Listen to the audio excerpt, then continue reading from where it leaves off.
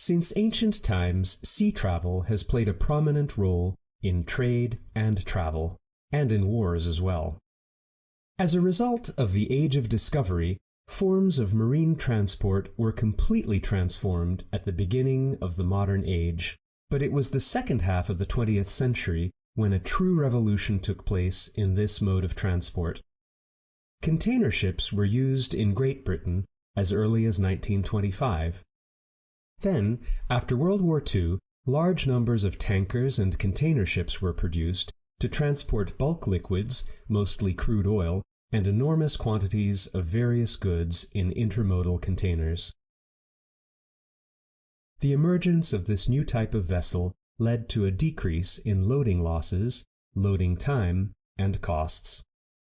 The only issue is long delivery time. These gigantic ships travel all over the world, with their shipping routes starting in similarly gigantic ports. The impressive dimensions of cargo ships rivals those of aircraft carriers. Their average length is between 300 and 400 meters, their width about 50 to 60 meters, and their draft is about 13 to 15 meters. Their speed is typically low, between 20 and 25 knots, or 37 to 46 kilometers per hour. The most important considerations in the design of the hull are to provide balance and safety, and to maximize cargo capacity. Their most impressive feature is the size of the cargo space and the deck. In the 1970s, ships could already carry 2,000 to 3,000 containers, and this number has continued to increase. Today's ships can carry up to 20,000 containers. The design of the decks on container ships is quite characteristic. Most of the surface is flat, so that containers can be safely and effectively placed there. The size of cargo holds and hatches has been standardized so that standard-sized containers can be placed there easily and speedily. Although the first containers were made in the 1920s, container ships became widespread in the 1960s. The average size of the containers is about 2.5 meters in width and height, and 6 or 12 meters in length. Containers are made from strong materials.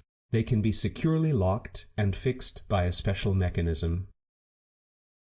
Loading and unloading takes 5 or 6 times less than in the case of traditional cargo ships. Of course, ports must also have special loading structures. The multi-story superstructure is at the middle of the ship. It contains the bridge, the communication and navigation rooms, the crew's quarters, and other service rooms. Today, water transport is characterized by the dominance of cargo ships, which carry heavy freight over vast distances. Of all the modes of transport, water transport is the most energy efficient and the most cost-effective. It makes it possible to carry the heaviest cargoes with minimal environmental pollution. Its only disadvantage is that it is rather slow, so only goods that will maintain their quality over a long period of time can be transported by cargo ships. Ningbo, Shanghai, Singapore, and Rotterdam are the most important hubs for water transport.